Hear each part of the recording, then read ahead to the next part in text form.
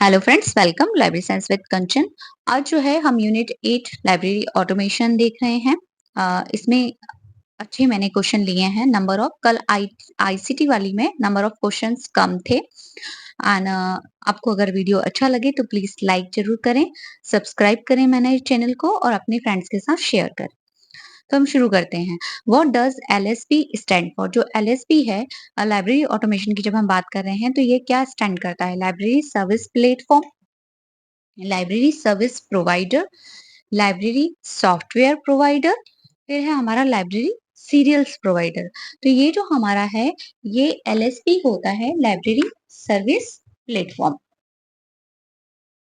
हमारा अगला क्वेश्चन है, the word automation is derived from which language? देखिए, इस तरह के प्रश्न आपको आएंगे ही आएंगे कि ये पर्टिकुलर किस लैंग्वेज के वर्ड हैं। हम किसी भी यूनिट की बात करें तो ये ग्रीक है, लैटिन है, स्पेनिश है या रशियन है? अभी भी यूजीसी नेट में आपको डाटा वर्ड का पूछा था। तो ये जो हमारा है ऑटोमेशन, ये ग्रीक वर्ड है। Who coin the term automation? Automation जो टर्म है वो किसके द्वारा दी गई थी?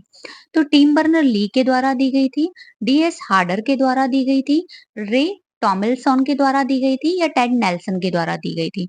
तो जो ऑटोमेशन की हमारी टर्म है वो दी गई थी डीएस हार्डर के द्वारा। NewGenLib originated from which country? ये एक सॉफ्टवेयर है, हमसे पूछा है। आप भी ये जो क्वेश्चन है ये सिंगल है, लेकिन आपको वहां पे मैच में मतलब एक क्वेश्चन में चार चार क्वेश्चन देकर दिए जा रहे हैं। तो कौन सी कंट्री का है? सपोज यहाँ पे चार सॉफ्टवेयर होंगे और यहाँ पे इंडिया, रशिया, चाइना, अमेरिका, चार कंट्रीज होंगी, आपको मिलाना होगा। तो ये जो है इंडिया का है, न्यूजीलैंड का है, अमेरिका का है या फ्रांस का है?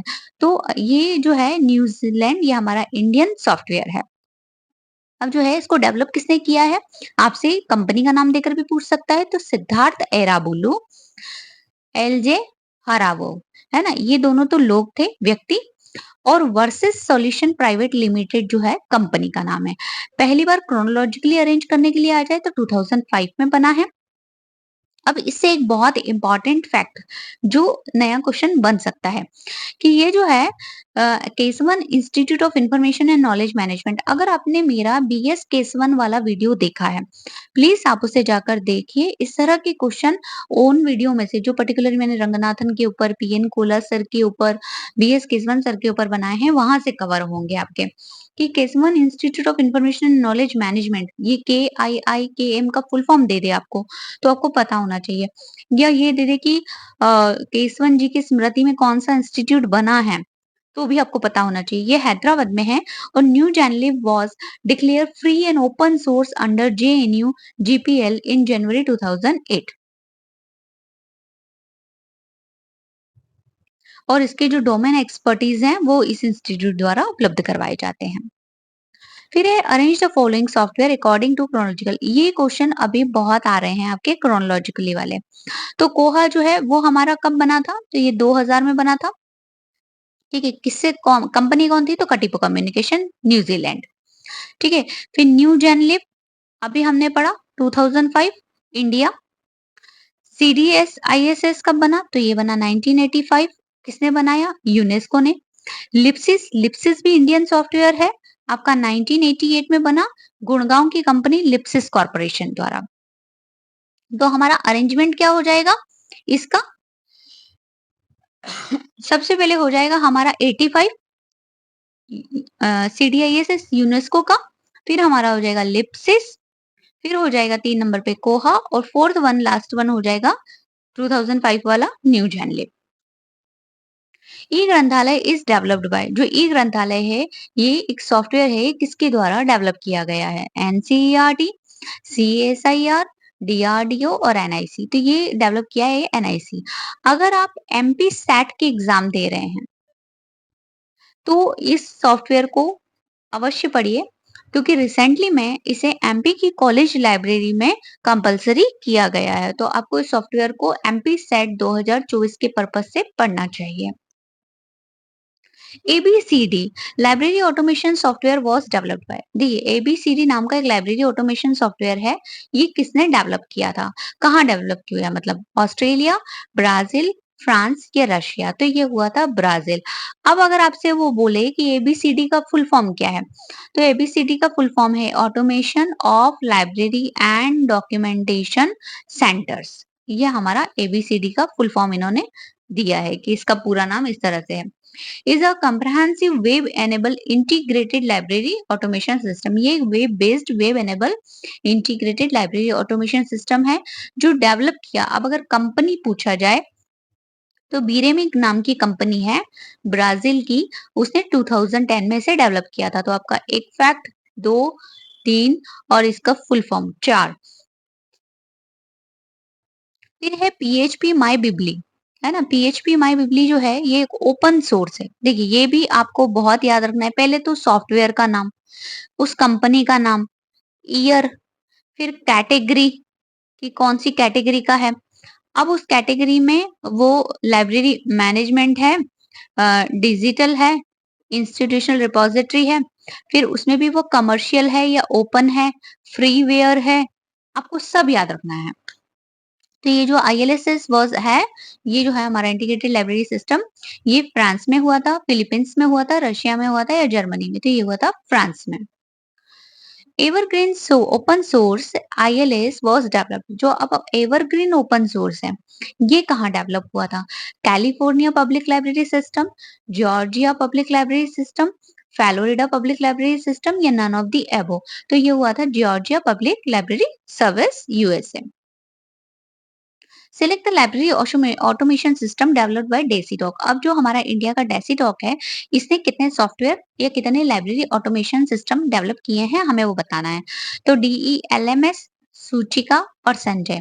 तो आप ये याद रखिए कि ये सभी जो हैं आपके डेसीडॉक ने डेवलप किए हैं। फिर है डॉल्फिन। अगर आप एमपी सेट दे रहे हैं, फिर से क्वेश्चन है ना? तो भी ये सॉफ्टवेयर आपके लिए बहुत इंपॉर्टेंट हो जाता है क्योंकि ये आपका भोपाल में ही बना हुआ है।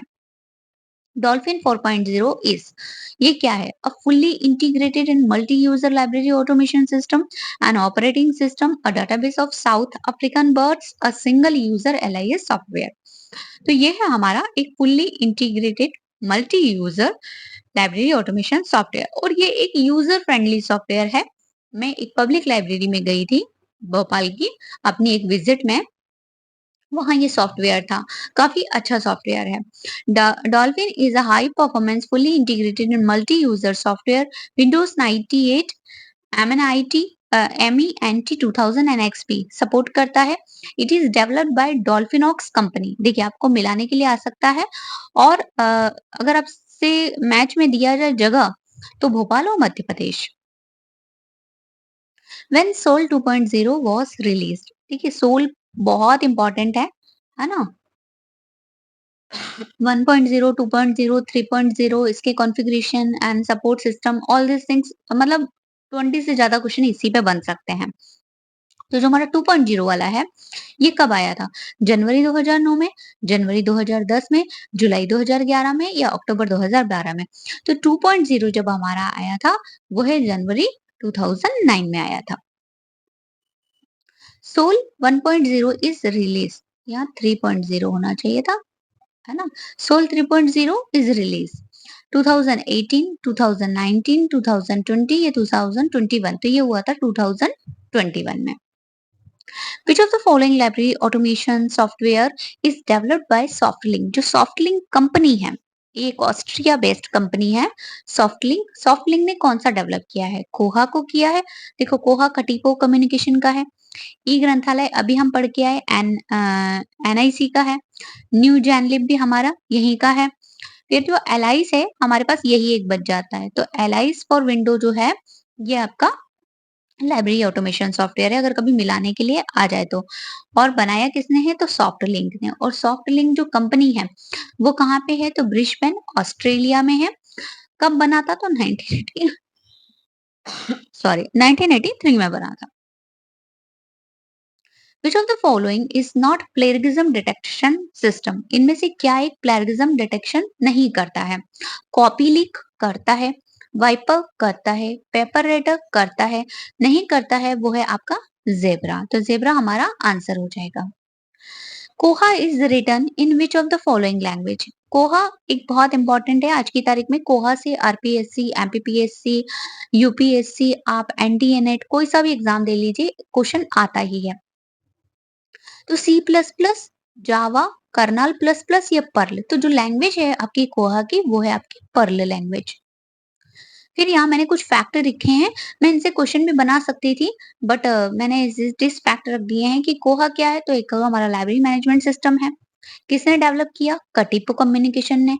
कब आया था? तो जनवरी 2000 में, है ना? अब जो कोहा लैंप यूज करता है, कल भी हमने आईसीटी वाली यूनिट में लैंप पढ़ा था, लाइनेक्स, अपाचे, माइस्क्वेल एंड पीएचपी।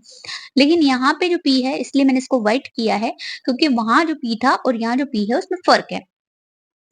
इसका जो आर्किटेक्चर है कोहा का, उसमें लैंप स्टैंड करता है लाइनेक्स, अपाचे एंड माइस्क्वेल, ये तीनों तो सेम है, इसलिए मैंने पी को यहाँ व्हाइट किया है, क्योंकि यहाँ पी पर्ल है। थोड़ा-सा ध्यान रखिएगा इन बातों का। कोहा runs on Linux operating system, uses Apache as a web server. Apache क्या है इसका? वेब सर्वर है। लिनक्स क्या है? ऑपरेटिंग सिस्टम है। मायएसक्यूएल कहाँ यूज़ होता है? तो डेटाबेस में। देखो इनसे इंडिविजुअल क्वेश्चन भी आते हैं। मायएसक्यूएल से तो आरपीएससी में अभी आया है। फिर है आपका ये जेएनयू जनरल पब्लिक लाइसेंस के अंडर में ये बना है। ओपन सोर्स है, सोर्स कोड अवेलेबल होता है कस्टमाइजेशन के लिए, और लेटेस्ट वर्जन से भी क्वेश्चन आता है, तो ये इसका लेटेस्ट वर्जन है 24.05.03। Which one of the which one of the following list options is not available in कोहा? इनमें से क्या जो लिस्ट होती है कोहा में, उनमें से क्या एक अवेलेबल नहीं है? तो डायरेक्ट लिस्ट होती है, पब्लिक लिस्ट होती है, प्राइवेट लिस्ट होती है, ओपन लिस्ट होती है। तो ये तीनों लिस्टें तो कोहा के अंदर पाई जाती हैं, डायरेक्ट लिस्ट नहीं पाई जाती है। फिर है EULA स्टैंड फॉर। देखिए बहुत ही अच्छा क्वेश्चन है और बहुत इजी भी है। E monitoring library for academics, and user logistic association, electronic users of library acquisition and user license agreement. बहुत पॉपुलर टर्म है, बहुत बार यूज होती है जब हम लाइब्रेरी ऑटोमेशन पढ़ते हैं, आईसीटी पढ़ते हैं, कि एंड यूजर लाइसेंस एग्रीमेंट होना चाहिए। तो ये हमारा फुल फॉर्म है एंड यूजर लाइब्रेरी अग्रीमेंट का। फिर हमारा अगला क्वेश्चन Z39.50, ये भी बहुत इंपॉर्टेंट है। आप इससे अलग से स्पेशली पढ़िए, इससे एक प्रश्न आता ही आता है, या तो इसे ऑप्शन में देकर पूछा जाता है या इससे क्वेश्चन बनाकर पूछा जाता है। तो Z39.0 जो प्रोटोकॉल है, ये हम कहाँ यूज करते हैं? Preserve data for longer period, search in the retrieval information from other database, access hidden and password protected data, locate and identify error in database. तो ये जो हमारा है, ये प्रोटोकॉल है हमारा सर्च और रिट्राइवल का, इंफॉर्मेशन को डेटाबेस से खोजने में मदद करता है और पुनः प्राप्ति में। Information standard used in library management software for information search and retrieval. देखिए उसी को यहाँ पे क्या था, अब से प्रोटोकॉल देके पूछा था। और अगले क्वेश्चन में आपको इसका आंसर यही है ना? और कैसे पूछा है कि international standard use for library management software for information search and retrieval. तो आपसे क्वेश्चन को आंसर बनाकर और आंसर को क्वेश्चन बनाकर पूछ सकते हैं। फिर है हमारा what is the major retrieval protocol used by federated search. देखिए उसी क्वेश्चन को और बदल के दिया है कि फेडरेटेड सर्च में रिट्राइवल प्रोटोकॉल कौन सा है, तो ये भी है हमारा Z39.50। फिर है हमारा Y A Z tool kit is use. ये जो टूल किट है, ये हम कहाँ यूज करते हैं? Z39.50 में, मार्क 21 में, यूनिमार्क में, या नन ऑफ द अबव में? तो ये यूज किया जाता है आपका Z39.50 में। Our next question was, does Z39.50 protocol used for? किसके लिए हम यूज करते हैं? Accessing website, sending data to the server, connecting to switching device, या एक्सेसिंग बिब्लियोग्राफिक डेटाबेस। तो हम इसका यूज करते हैं, रिट्राइव करते हैं जिस इंफॉर्मेशन को, वो होती है बिब्लियोग्राफिक डेटाबेस। और इसकी मेंटेनेंस एजेंसी कौन सी है? तो library of Congress. Which web is a part of W but the content are not indexes. कौन सा जो पार्ट है हमारा डब्ल्यू का जो हमें नहीं दिखता है वो नॉट इंडेक्सेस होता है। तो सरफेस वेब होती है, वो हिडन वेब होती है, सेमेंटिक वेब होती है, नन ऑफ द फॉलोइंग, तो वो होता है आपका hidden web. Surf, wax and dogpile ये जो है ये दोनों क्या है? Web skill discovery service, semantic search tool and database, meta search engine या जनरल सर्च इंजन, तो ये होते हैं आपके meta search engine. Which of the following is a search engine, इनमें से क्या एक सर्च इंजन है? तो इंटरनेट एक्सप्लोरर नहीं है, मोजिला फायरफॉक्स नहीं है, गूगल क्रोम नहीं है, तो क्या है आपका गूगल स्कॉलर। फिर है बूफिंड इज अ टूल फॉर, बूफिंड जो है बूफिंड से भी आजकल बहुत क्वेश्चन आ रहे हैं। तो ये एक लाइब्रेरी ऑटोमेशन है, डिजिटल लाइब्रेरी सिस्टम है, लाइब्रेरी रिसोर्स डिस्कवरी सिस्टम है, ये इंस्टीट्यूशनल रिपोजिटरी है। तो ये जो हमारा है बूफिंड, ये आपका लाइब्रेरी रिसोर्स डिस्कवरी सिस्टम है। Google scholar is a example of, जो गूगल स्कॉलर है वो किसका एग्जांपल है? एब्स्ट्रैक्टिंग एंड इंडेक्सिंग डेटाबेस का, बुकमार्किंग नेटवर्क का, एकेडमिक सोशल नेटवर्क का या नन ऑफ द अबव का। तो ये है आपका एब्स्ट्रैक्टिंग एंड इंडेक्सिंग डेटाबेस का एग्जांपल है और इसे पहली बार जो लॉन्च किया गया था नवंबर 2004 में किया गया था।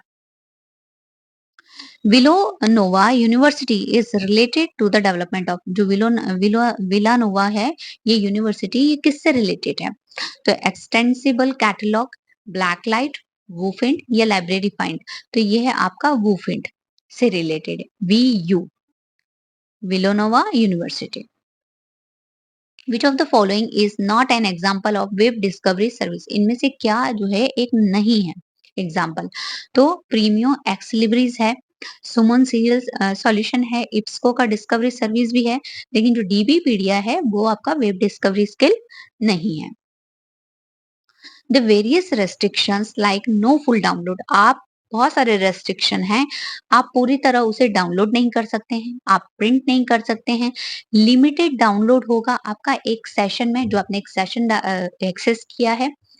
ये सब इम्पोज्ड होती हैं पब्लिशर्स के द्वारा, एग्रीगेटर्स के द्वारा, ये सारी टर्म एंड कंडीशन। उसे हम क्या कहते हैं? तो उसे हम कहते हैं digital right management, content right management, ई बुक राइट मैनेजमेंट या नन ऑफ द अबव। तो ये सब जो है हमारा जो डाउनलोड, प्रिंट और ये सब जो है ये ऑनलाइन चीजें हैं, है ना?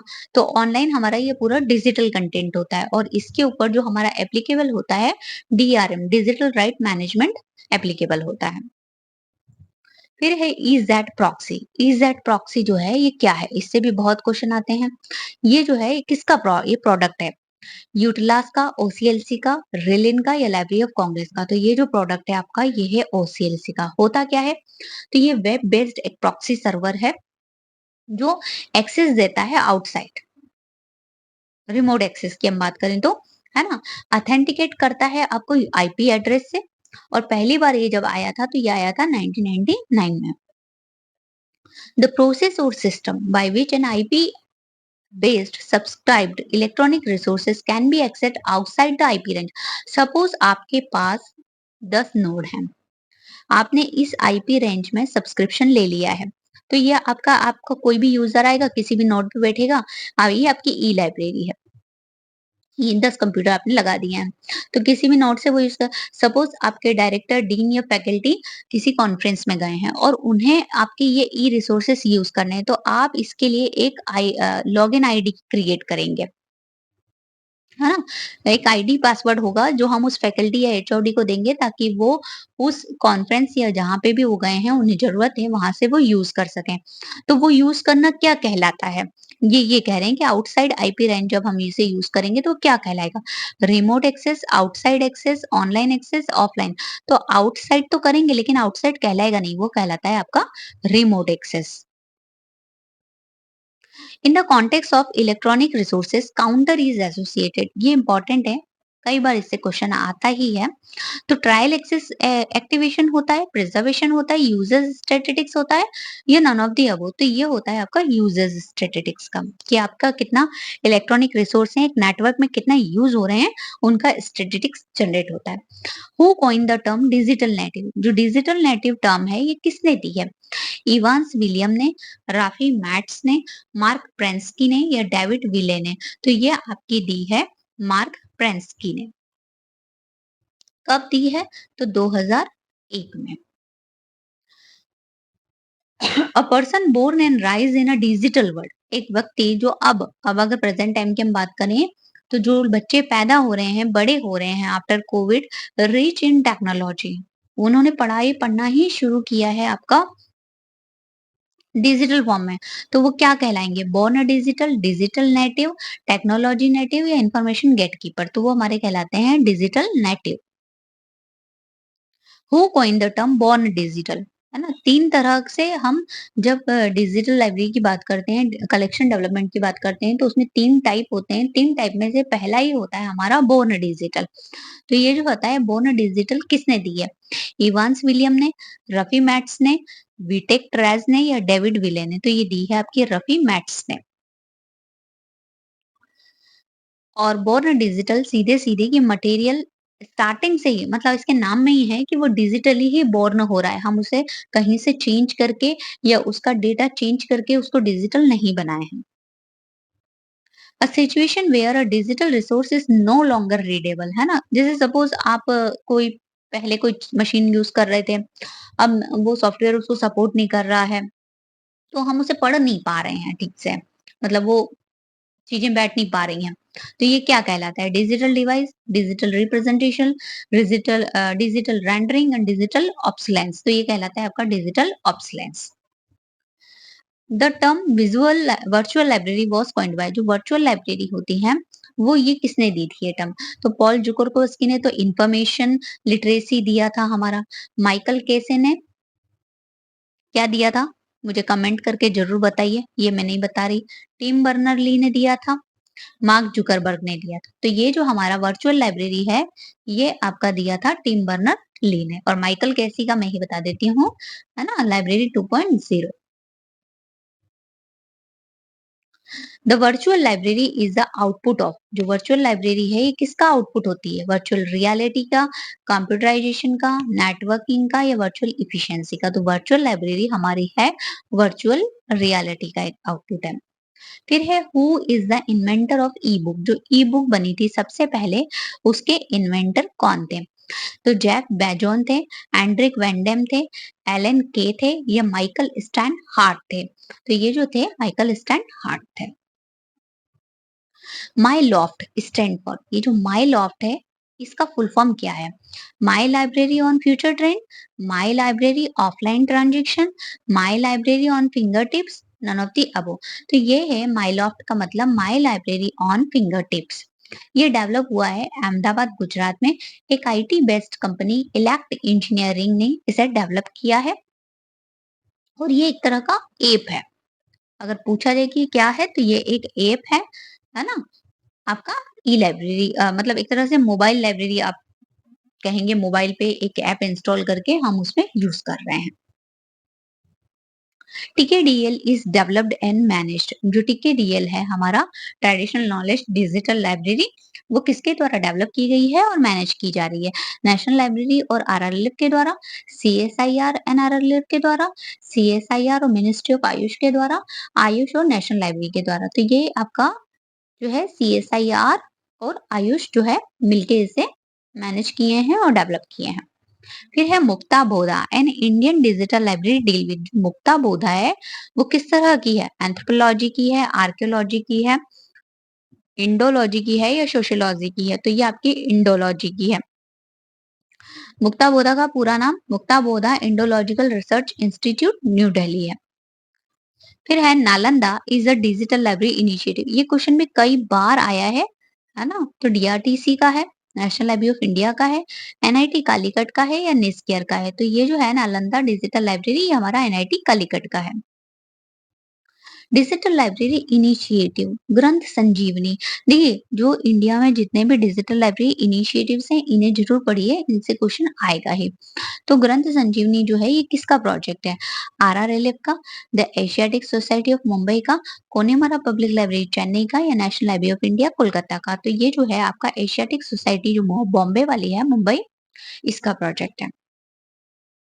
फिर है world digital library was launch. देखिए ये वाला क्वेश्चन बहुत बार आ गया कि वर्ल्ड डिजिटल लाइब्रेरी किसके कंबाइंड से बनी है। अभी भी इवन छत्तीसगढ़ सेट में भी आया है, आरपीएससी में भी आया है, एमपी में भी आया है, बहुत सारे एग्जाम्स में ये क्वेश्चन, यूपी वाली में भी आया था। ये क्वेश्चन बहुत बार रिपीट हुआ है। तो इसका जो है कि वर्ल्ड डिजिटल लाइब्रेरी किसके सहयोग से बनी थी, तो पहला ऑप्शन आता है आपको लाइब्रेरी ऑफ कांग्रेस और दूसरा आता है यूनेस्को। तो इन दोनों के जो है कॉम्बिनेशन से बनी थी। अब पूछा है कि लॉन्च कब हुई थी, तो 2007 में, 2009 में, 2011 में या 2012 में। तो ये लॉन्च हुई थी आपकी 2009 में। फिर है क्लासिक सॉफ्टवेयर प्रिजर्वेशन प्रोजेक्ट। देखिए क्लैप्स का आपसे फुल फॉर्म भी पूछ सकता है, CLASP। तो CLASP का मतलब है क्लासिक सॉफ्टवेयर प्रिजर्वेशन प्रोजेक्ट। कब सेटअप किया गया था, मतलब किसने, तो British library, national library of medicine, internet archive ने या IBM। Our next question, which digital library software was launched as an experimental version for Android? कौन सा जो डिजिटल लाइब्रेरी सॉफ्टवेयर है एक्सपेरिमेंटल वर्जन था एंड्रॉइड के लिए? DSpace, Greenstone, E print या फेडोरा। तो ये था आपका ग्रीन स्टोन। फिर है in relation to DSpace the full form of स्वाट। जो डी स्पेस के संदर्भ में अगर हम बात करें तो स्वाट का फुल फॉर्म क्या होता है? Smart web open repository deposit, simple web open repository deposit, synchronize web open depository deposit या simple web offering repository deposit. तो डी वाला जो है हमारा simple web offering repository deposit होता है आपका स्वाट का फुल फॉर्म। फिर है maths digital content standard is developed by. जो मैथ्स है ये डिजिटल कंटेंट के लिए एक स्टैंडर्ड है। अगर आपसे कभी मिलाने के लिए आए, किसने डेवलप किया है? लाइब्रेरी ऑफ कांग्रेस ने, OCLC ने, ब्रिटिश लाइब्रेरी ने या ISO ने। तो ये किया है आपका लाइब्रेरी ऑफ कांग्रेस ने। मैथ्स का फुल फॉर्म अगर आए तो Meta data encoding and transmission standard. Who created bitcoin, जो अभी बड़ा फैशन में है बिटकॉइन। बिटकॉइन किसने क्रिएट किया? तो कार्ला हाइडेन ने, संतोशी नकामोटो ने, जॉन मैककार्थी ने या जैंडो टोटस ने। तो ये किया है सतोशी नाकामोटो ने। ई ज्ञान कोश, ये तो मोस्ट इम्पोर्टेंट है हम सभी के लिए, लाइब्रेरी साइंस वालों के लिए। A national digital repository is implemented by, किसने बनाई है? यूजीसी ने, NIC ने, इग्नू ने या RRL ने। तो ये है आपकी इग्नू की। फिर है who developed open journal system, OJS जो है ये किसने डेवलप किया है? पब्लिक नॉलेज प्रोजेक्ट ने, द नॉलेज फाउंडेशन ने, इफ्ला ने या OCLC ने। तो पब्लिक नॉलेज प्रोजेक्ट। अनुकृति, देखिए अनुकृति से अभी क्वेश्चन आया है। तो बिब्लियोग्राफिक इंडिया वेबसाइट है, इंडेक्सिंग इंडिया वेबसाइट है, ट्रांसलेटिंग इंडिया वेबसाइट है या एब्स्ट्रैक्टिंग इंडिया वेबसाइट है। तो ये अनुकृति जो है आपका ट्रांसलेटिंग वेबसाइट है ना? और ये जो है किससे बनी है? तो आपका CIIIC जो है लैंग्वेज वाला, central institute of Indian language, इसने साहित्य अकेडमी और NBT नेशनल बुक ट्रस्ट ने मिलकर बनाया हुआ है। फिर है आपका डोब, क्या है? Database of open access book, directory of open access book, database of online available book, directory of online available book. तो directory of open access book. DOAJ, अब डोज का फुल फॉर्म क्या है? तो directory of open access journal आ सकता है, easy है लेकिन आते हैं इस तरह के question. Was initially setup at, कहाँ पे इनिशियली इसको सेटअप किया गया था? स्टैनफोर्ड यूनिवर्सिटी में, ऑक्सफोर्ड यूनिवर्सिटी में, लुंड यूनिवर्सिटी में या कैम्ब्रिज में। तो इसे किया गया था लुंड यूनिवर्सिटी में। फिर है शेरपा रोमियो, देखिए इससे अभी छत्तीसगढ़ सेट में भी आपका क्वेश्चन आया था। प्रोजेक्ट वाज फंडेड बाय, किसने फंडेड किया था इसको? तो OCLC ने, JISC ने, ब्रिटिश लाइब्रेरी ने या आपका W3 कंसोर्शियम ने। तो इसे किया था JISC ने। फिर है रोमियो, तो रोमियो का है right Meta data for open archiving. और कब प्रोजेक्ट आया था? तो 2002-2003 में। कौन सी यूनिवर्सिटी ने दिया था? तो लॉ ब्रॉड ने दिया था। फिर है the term internet of things, IoT, है ना? IoT हम पढ़ते हैं कई बार। तो इंटरनेट ऑफ थिंग्स जो है किसने दी थी? केविन एस्थोन ने, एंडी ग्रोव ने, LJ कुक ने या अल्हा M शिपमैन ने। तो ये दी थी आपकी केविन एस्टोन ने। The concept of cloud computing was first proposed by, जो क्लाउड कंप्यूटिंग हम पढ़ते हैं तो क्लाउड कंप्यूटिंग पहली बार किसने दिया था? जेसीआर लिक लीडर ने, टिम बर्नर ली ने, रे टॉमलिंसन ने, नन ऑफ द एबो। तो ये दिया था जेसीआर लिक लीडर ने, है ना? और ये जो है 1960 में आया था। फिर है who among the following has given the concept of library 2.0। अभी हमने पीछे देखा था कि लाइब्रेरी 2.0 पे मैंने बताया था किसने दिया, पॉल कुर्कोवस्की ने इन्फॉर्मेशन दिया था, टिम बर्नर ली ने हमारा वेब 3 सी दिया है ना? मार्क जुकरबर्ग हमारे ऑनर फेसबुक के थे, उन्होंने थे। फिर हमारा माइकल केसी जो है, माइकल केसी जो है हमारा वो दिया है आपका लाइब्रेरी 2.0। अब एक क्वेश्चन और आया था कि माइकल केसी ने लाइब्रेरी 2.0 वर्ड कहाँ पे दिया? तो इन्होंने अपने ब्लॉग में दिया था। अब फिर क्वेश्चन आया कि ब्लॉग का नाम क्या था? तो ब्लॉग का नाम था आपका लाइब्रेरी क्रंच। लाइब्रेरी क्रंच करके ब्लॉग था, उसमें इन्होंने पहली बार ये यूज़ किया था। कैप्चा, देखिए अगर आपको याद हो तो जो मार्च वाला एग्ज़ाम हुआ था, मार्च 2023 वाला आपका यूजीसी नेट का, उसकी बहुत सारी शिफ्ट में कैप्चा का फुल फॉर्म फर्स्ट पेपर में पूछा गया था। तो completely automated public token test to tell computer and human apart, completely automated public Turing test to tell computer and human apart, completely automated public testing for computer and human alike, and none of the above। तो हमारा जो B वाला है थोड़ा ये complicated है, लेकिन आ सकता है, तो आप लोग इसे ध्यान रखिए। The type of test used in computing to check whether or not the user is human।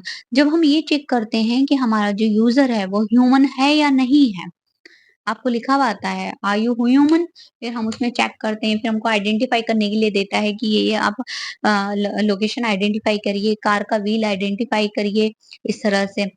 तो वो हम कैसे, वो टेस्ट कैसे किया जाता है? डिबगिंग से, क्रिप्टा एनालिसिस से, कैप्चा से या ब्लैक बॉक्स टेस्टिंग से? तो ये किया जाता है आपका कैप्चा से। Who invented the concept of deep web? Deep web जो है इसका कंसेप्ट किसने दिया था? एंड्रयू ग्रूव ने, जॉन सी फ्लैगन ने, माइकल बर्गमैन ने या लैरी एर्विन ने? तो ये दिया था माइकल बर्गमैन ने। अब जो डीप वेब है, तो डीप वेब और हिडन वेब और इनविजिबल वेब, देखिए 3 नाम है, डीप, हिडन और इनविजिबल, तीनों कहा जाता है। In search contact was coined in the year 2001 by Michael Burgman. अब इन्होंने जो है डब्ल्यूडब्ल्यूडब्ल्यू वर्ल्ड वाइड वेब को 2 हिस्सों में बाँटा है, 2 पार्ट्स में। पहले होती है हमारी सरफेस वेब, दूसरी होती है डीप। सरफेस वो होती है जो विजिबल होती है, हमें दिखाई देती है ना? हम जब सर्च इंजन का यूज़ करते हैं, गूगल, याहू, बिंग, तो वो जो इंडेक्सेस दी ही हैं, वो इनमें रिट्रीव होके सर्च रिजल्ट हमारे सामने आता है।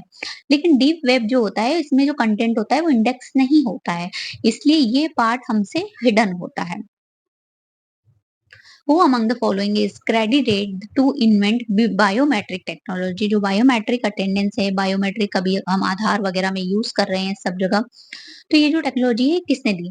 तो नॉर्मन जोसेफ वुडलैंड ने, बर्नार्ड सिल्वर ने, सर विलियम हर्स्चेल ने या डैंजो वेव ने? तो ये दी थी आपकी सर विलियम हर्स्चेल ने। इन्हें पहला क्रेडिट जाता है कि इन्होंने यूज की थी फिंगरप्रिंट टेक्नोलॉजी। अब आप सोचिए इन्होंने ये कब यूज कर थी?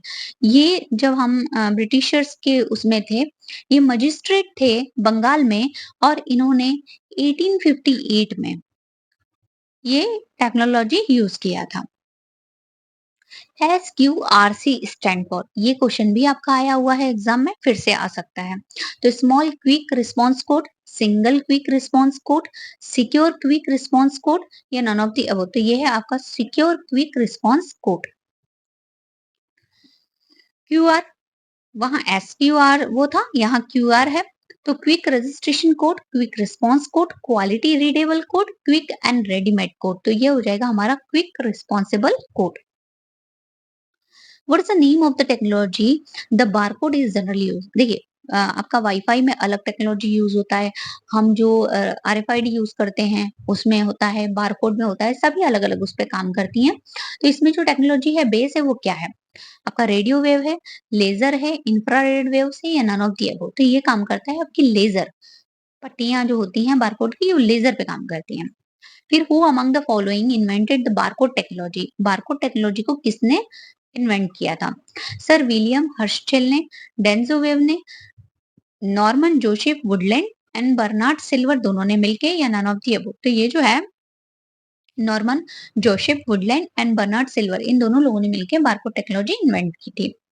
फिर है विच of the following is the ISO standard for library RFID system? अब जो लाइब्रेरी का आरएफआईडी सिस्टम है, इसके लिए आईएसओ स्टैंडर्ड क्या है? ISO 28650, ISO 15396, ISO 15836, ISO 28560। तो ये है हमारा डी वाला आईएसओ 28560 और पूरा है आपका कोलन 2018। फिर है the main component of RFID system. जब हम आरएफआईडी लगाते हैं अपनी लाइब्रेरी में, तो हम क्या-क्या मतलब जो कंपोनेंट है वो यूज करते हैं। तो hand handle reader, RFID label printer, server, external book return. फिर आरएफआईडी टैग होते हैं, रीडर होता है, सेंसर होता है, एंटीना और सर्वर होता है।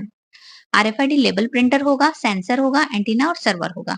आरएफआईडी टैग होंगे, सर्वर होगा, एक्सटर्नल बुक रिटर्न होगा, सेंसर। देखो एक्सटर्नल बुक रिटर्न तो हटा दीजिए, है ना? जो मेन कंपोनेंट की बात हो रही है यहाँ पे कि मेन जब हम लगाएँगे तो क्या-क्या चाहिए? तो हमें चाहिए एक आरएफआईडी टैग, जो हम एक्टिव टैग, पैसिव टैग लगाएँगे, है ना? रीडर और सेंसर्स जो उसे कैच करेंगे, है ना? एंटीना होगा और हमारा एक सर्वर बनाना होगा। फिर है सिलेक्ट द करेक्ट कॉम्बिनेशन, है ना? अब हमें इन्हें करेक्ट कॉम्बिनेशन मिलाना है। हमें इनके करेक्ट कॉम्बिनेशन सिलेक्ट करना है। Z39.50, ISO 2709, Z39.71 and Z39.83। तो Z39.50 जो है वो है आपका स्टैंडर्ड फॉर डिस्ट्रीब्यूटेड कैटलॉगिंग। 2709 जो है वो है बिब्लियोग्राफिक डेटा इंटरऑपरेबिलिटी। फिर है Z39.71 है स्टैंडर्ड फॉर होल्डिंग स्टेटमेंट और Z39.83 है आपका सर्कुलेशन इंटरचेंज प्रोटोकॉल नीसो का। तो ये जो चारों हैं ये करेक्टली मैच है। हमारा next question CCF format. CCF जो है उसका स्टैंडर्ड फॉर्मेट क्या है? वो किस आईएसओ स्टैंडर्ड पे बना हुआ है? 2709, 2079, 2907, 2970। तो हमारा जो आईएसओ 2709 है ये इस पे बेस्ड होकर बनाया गया है। सीसीएफ वाज डेवलप्ड बाय, जो कॉमन कम्युनिकेशन फॉर्मेट है ये किसके द्वारा डेवलप है? आईएलए के द्वारा, एएलए के द्वारा, इफ्ला के द्वारा या यूनेस्को के द्वारा? तो ये डेवलप है यूनेस्को के द्वारा 1984 में। फिर है select the correct combination mark 21। देखिए मार्क के टैग अभी आपने देखा होगा मेरा कल वीडियो कि नेशनल लाइब्रेरी में इंटर्न्स का वैकेंसी है या कहीं पर भी निकले, आप सेमी प्रोफेशनल असिस्टेंट के लिए भी जा रहे हैं, तो आपसे ये एक्सपेक्टेशन रहती है कि जो बिब्लियोग्राफिकल डिटेल है या वो डेटा क्रिएशन है वो आपको दिया जाएगा उस पर्टिकुलर इंस्टीट्यूट में। तो आपको मार्क के सारे टैग कि किसमें हम कौन सी डिटेल फिल करते हैं ये पता होना चाहिए। तो पर्सनल मेन एंट्री किसमें की जाती है? 100 टैग में। पर्सनल सब्जेक्ट हेडिंग कहाँ बनाई जाती है? हम 600 में बनाते हैं। पर्सनल एडेड एंट्री कहाँ बनाई जाती है? तो 700 में।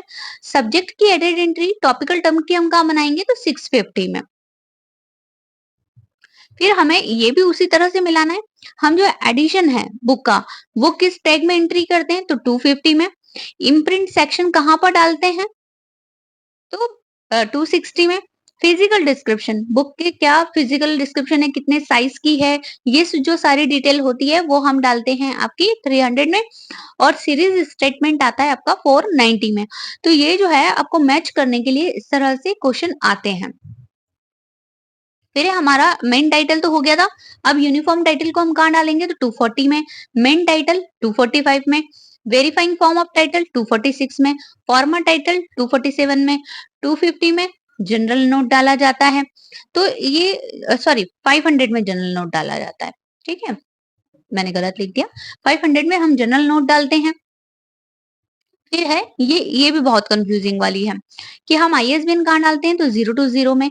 आईएसएसएन 022 में।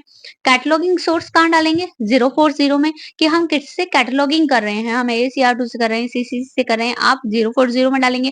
लैंग्वेज कोड आप इंग्लिश यूज कर रहे हैं, है ना, हिंदी यूज कर रहे हैं, तो वो लैंग्वेज कोड कहाँ डाला जाता है? 041 में। फिर जो पर्सनल मेल एंट्री हमारी 100 में बनती है। पर्सनल सब्जेक्ट हेडिंग एंट्री 600 में, ये क्वेश्चन आज रिपीट हो गया है। 700 एंड 650 की अभी हमने थोड़ी देर पहले किया था। फिर which among the following MARC tag used enable full text search and linking to full text resources. Suppose आपने एक एंट्री बनाई है और आप उसे लिंक कर रहे हैं ई रिसोर्सेज के केस में। ये क्वेश्चन अभी आपका आरपीएससी में पूछा गया है कि वो कौन सा टैग होगा, तो वो होगा हमारा 856 वाला टैग। फिर है विच of the field in mark 21 contain the DDC number. कहाँ पे हम जो डीडीसी का हमने जो कॉल नंबर हम पहले मैन्युअली कैटलॉग कार्ड बना लेते हैं या बुक का डिटेल जो है वो लिख लेते हैं, बुक के ऊपर भी पेंसिल से हम कॉल नंबर लिख लेते हैं। तो हमने जो नंबर बनाया है जब हम मार्क में एंट्री करेंगे तो हम उसे कहाँ पे पुट करेंगे, 082 में, 084 में, 050 में, 080 में, तो हम उसे पुट करते हैं 082 में। 760 टैग किसके लिए है? मेन सीरीज के लिए, द एडिशन के लिए, पब्लिकेशन इंफॉर्मेशन के लिए या टॉपिकल सब्जेक्ट हेडिंग के लिए। तो ये होती है आपकी सीरीज एंट्री के लिए, कि आपकी जो सीरीज एंट्री है वो यहाँ पे होगी। फिर है 300, अभी हमने पढ़ा था 300 किसके लिए, हम फिजिकल डिस्क्रिप्शन वहां पे डालते हैं हमारी किताब का। अब ये क्वेश्चन इंपॉर्टेंट है, दो तरह से पूछा जा सकता है। Who is consider as a mother of MARC. Mother of MARC किसे कहा जाता है? Henriette Avram, Carla Hayden, Laura Welch Bush या बेवरी क्लेरी। तो हेनरिएट जो एवराम है इन्हें कहा जाता है। क्वेश्चन को दूसरे तरीके से पूछा जा सकता है कि मदर ऑफ मार्क हेनरी एवराटम को किसने कहा है? हेनरी एवराम को मतलब मदर ऑफ मार्क किसने कहा है? तो ये डिक्लेयर किया है आपका लाइब्रेरी ऑफ कांग्रेस ने। तीसरा क्वेश्चन बन सकता है किस ईयर में किया था डिक्लेयर, तो 2006 में। तो यहाँ से आपके 3 क्वेश्चन बनते हैं। फिर है हमारा कैन मार्क और यूएस मार्क मर्ज कर दिया गया था टुगेदर। किसके साथ मर्ज किया गया था? सीसीएफ के साथ, यूनी मार्क के साथ, यूके मार्क के साथ या मार्क 21 के साथ।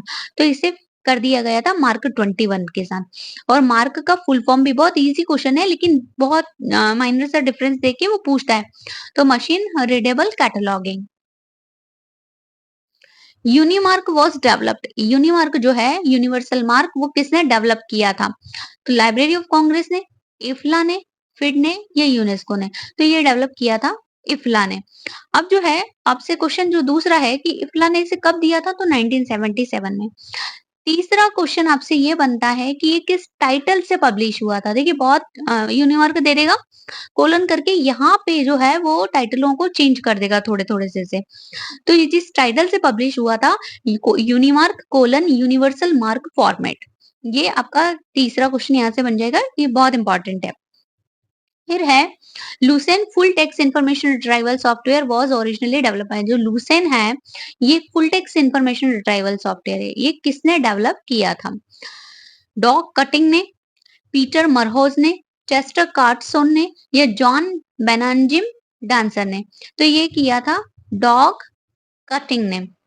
अब ये जो अपाची लूसेन है ये फ्री ओपन सोर्स सॉफ्टवेयर है, हमारा पहला क्वेश्चन है ना। इंफॉर्मेशन रिट्राइवल सॉफ्टवेयर है, दूसरा क्वेश्चन।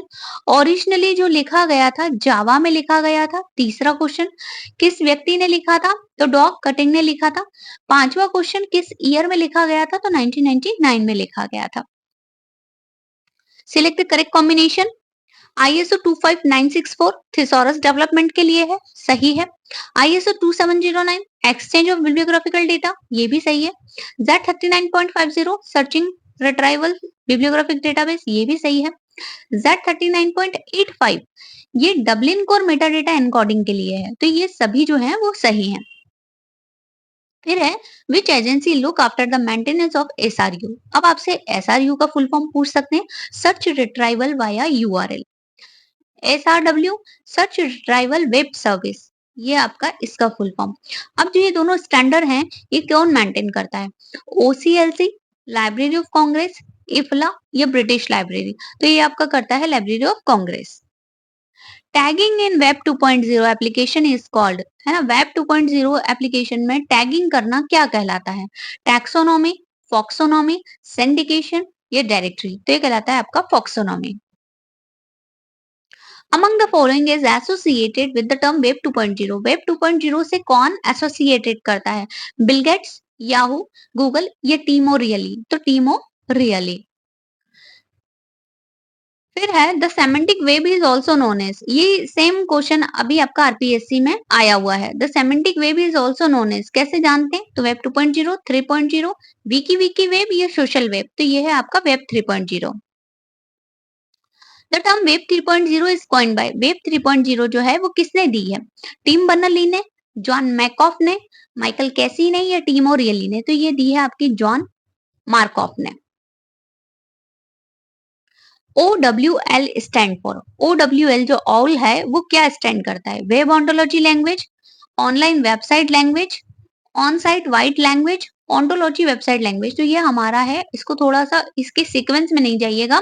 ये है हमारा वेब ओंटोलॉजी लैंग्वेज। ये आरपीएससी के एग्जाम में पहला ही क्वेश्चन था, अगर आपने बहुत ध्यान से दिया हो तो एसकेओएस ये पूछा था। तो इसका फुल फॉर्म क्या है? Sample knowledge organisation system, simple knowledge organisation system, similar knowledge organisation system या सिंगल नॉलेज ऑर्गेनाइजेशन सिस्टम? तो इसका फुल फॉर्म है simple knowledge organisation system. I hope आपको वीडियो अच्छा लगा होगा। Thank you.